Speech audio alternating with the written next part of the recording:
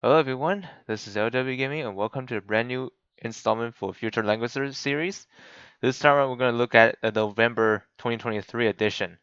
So yes, we're almost out of 2023. Like, can you believe this? And also by the time we're recording today is October 19th, 2023. So I'm recording this in advance. And in this kind of update, we're gonna be expecting a lot of changes to the game. So we're gonna see a lot of quality of life changes like such as a few things like like some missions might get replaced for the dailies, but we'll see how it goes because all that stuff I have not heard of when it comes has been confirmed yet. So take this as a grain of salt when it comes to quality of life changes. But anyways, when you see those things changes in the game, you'll be able to already tell once they're live. But for now, I'm just gonna keep this video simple by just covering what we'll be getting for the next upcoming updates for Langrisser, at least in the CN side of the game. We'll be getting this in global soon, of course. And this update is going to include two new heroes, of course, like most of the major update does, but there are some exceptions, like, collabs that always comes with three heroes. And also some even only have one hero, one new hero actually. The one and only time was that happened was with Awakener or AO for short for global version. So, anyways, let's take a look at what these two characters are. And I gotta say, there at least one character in the two heroes lineup is actually quite insane. So I'm gonna cover what they are. So first off, there are two new characters. We got Isolode. I don't know how you pronounce that name. Like it's kind of strange for me, like the way how it's spelled. Like I would say Isolode. I don't know how to pronounce it properly. I'm sorry if I butchered the name. Anyways, she's gonna be a dragon and infantry class type of unit. And also, what's more intriguing about her is that she is after like for like I'll probably say like 8 months from the last time when we got a new faction buffer. Well, this hero Isolode is finally getting one, which is a new faction buffer for Mythical Realm. So yep, she is the third faction buffer for Mythical Realm, which is pretty awesome. Because like we in a while back, like the time when AO got introduced with the new Heroes of Time faction buff, we're not sure if if Xeon's gonna add more faction buffers, but it seems like they still are doing it. And this time around, this goes to the Dragon Lady, which is quite nice. And I'll talk more about what her faction buff does in the other video, which I'm thinking about updating it soon, which is the all about faction buff guide. That one will need to be updated soon because since Isolde is going to be joining the faction buff family, this will also mean I had to make some changes and also like update that video. So anyways, look forward to that when that time comes. So next up we have is Jace. Jace is the other new hero that's going to be coming to the same update. He's going to be part of Mage and Holy class. And also, before I forget what those characters' factions are, Isolot's factions are Meteor Strike, Yoless Legends, and Mythical Realm. So yeah, Isolot is actually have like a strong selection pick when it comes to factions, especially Mythical and Yoless Legends. So yeah, these two factions are actually quite dominating nowadays. But I think Meteor Strike also might be out there too. And speaking of Meteor Strike, kind of funny how Meteor Strike still only has two new faction buffers. I mean, they don't necessarily need more, but still, it's kind of interesting that even though that faction is like somewhat a bit of a bit got some attentions, but despite all that, there's still no new faction buffer for them. At least not yet.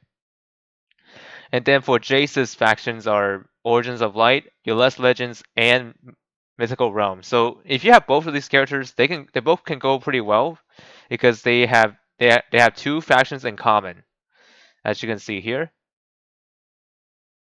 All right, moving on to the next topic, which is going to be casting pattern skills. So you might be intrigued about who are getting those new casting patterns, right? Well, there's some great selections that we can look into. So first off, we got a new casting skill for Imelda. Her casting skill increases her in by 10%. Oh my god, I didn't mean to say it like that. In increased by 10%. After using Queen's Whip, which is her 3C, applies regen and fixed damage immunity to the target. And this will last for 2 turns.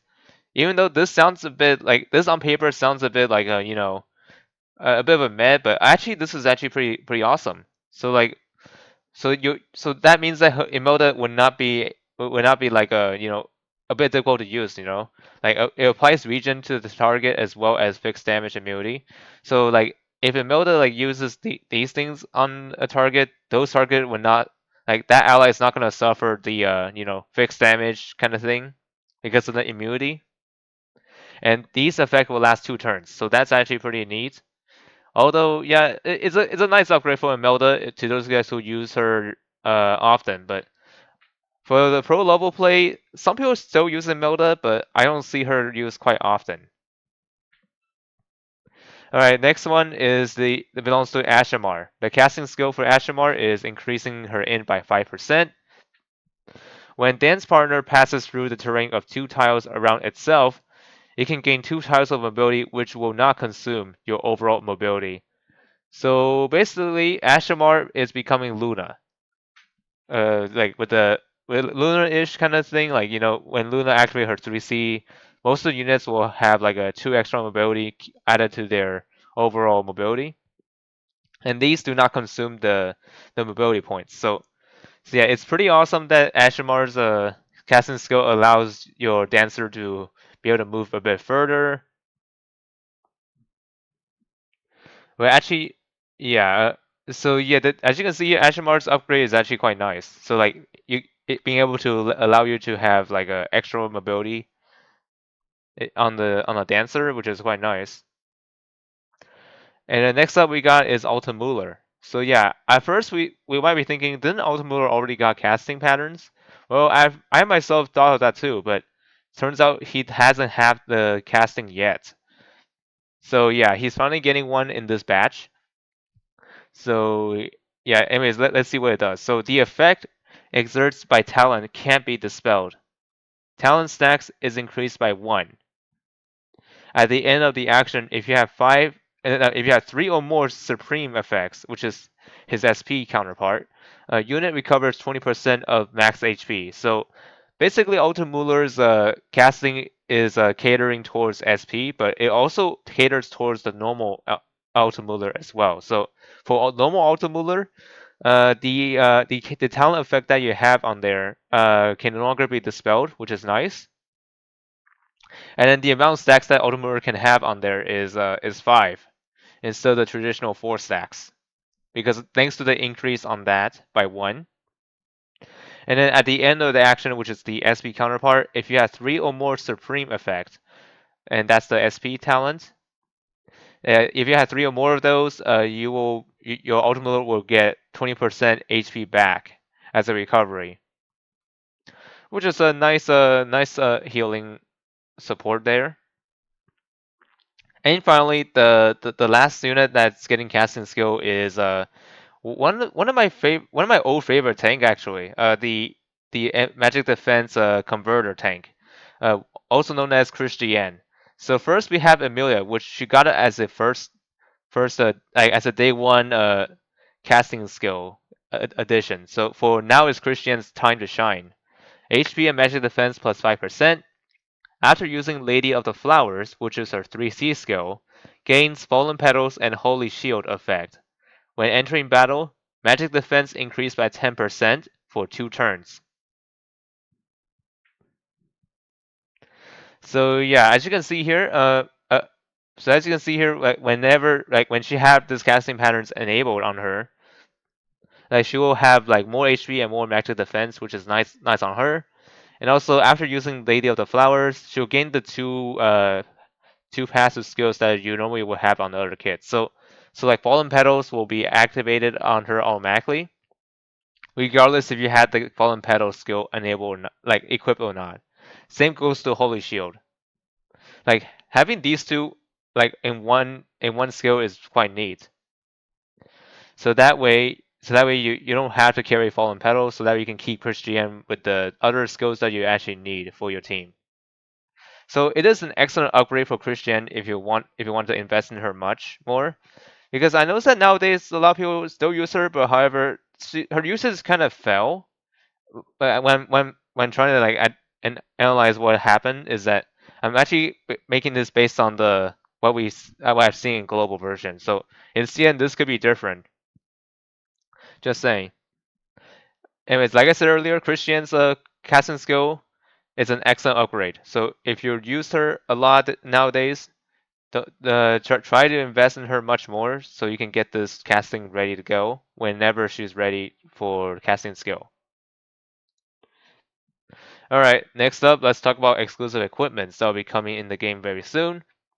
There are two new exclusive equipments this time. Last time we only have one because Zilong wanted to slow it down, but this time it seems like they want to revert it back to two releases now.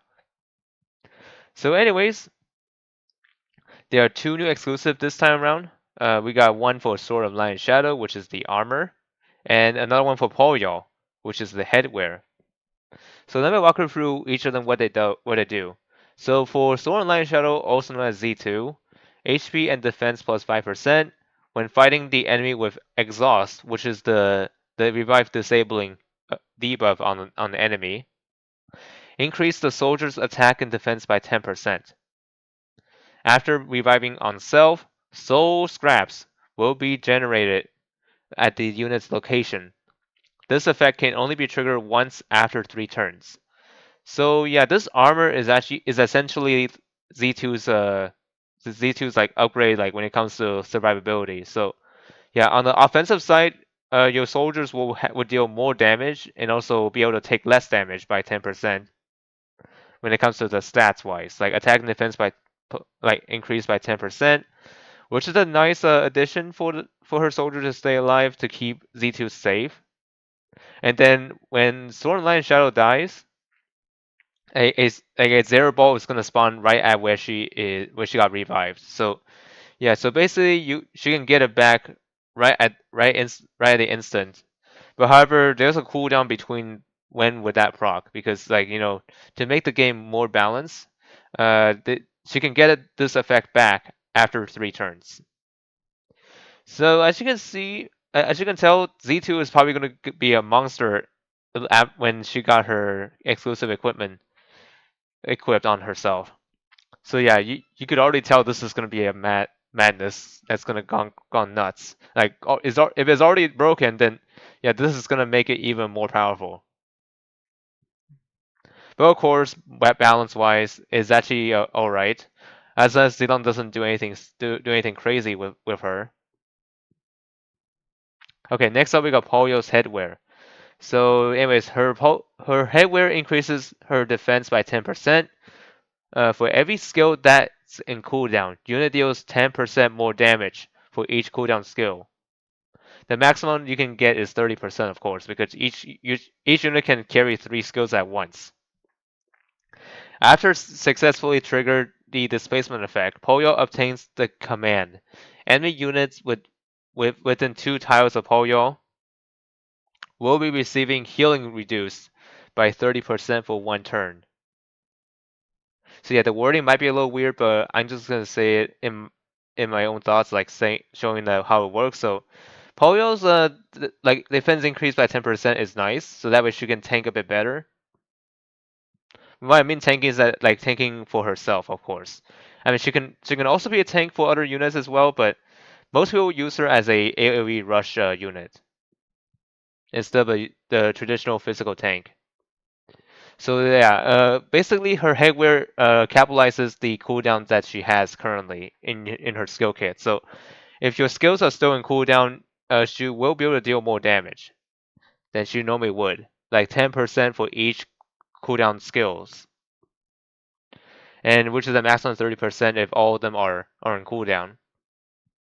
And then and also after you do the displacement effect on Poyo, which is the like when you use Poyo's 3C, which is a displacement or any displacement effect at all, she will obtain the command which allow her to like have like make the enemy units within 2 tiles of her will receive less healing effect by 30%.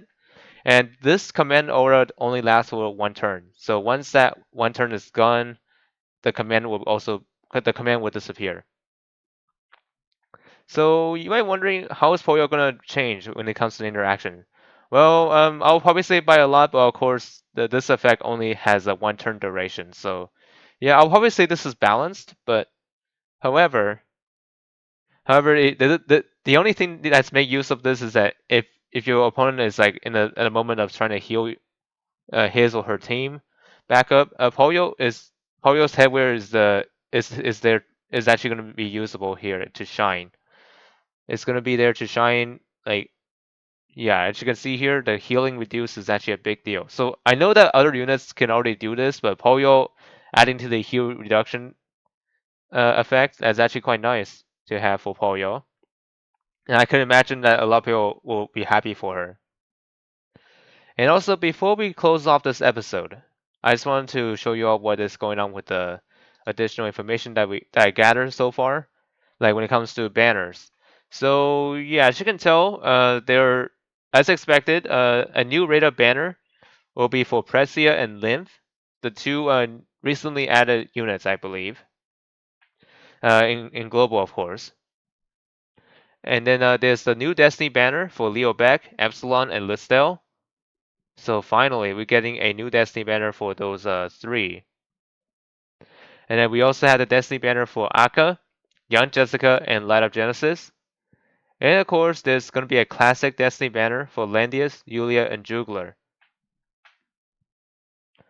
So yeah, this update is going to be quite wild, especially we got ourselves a new faction buff for Mythical Realm.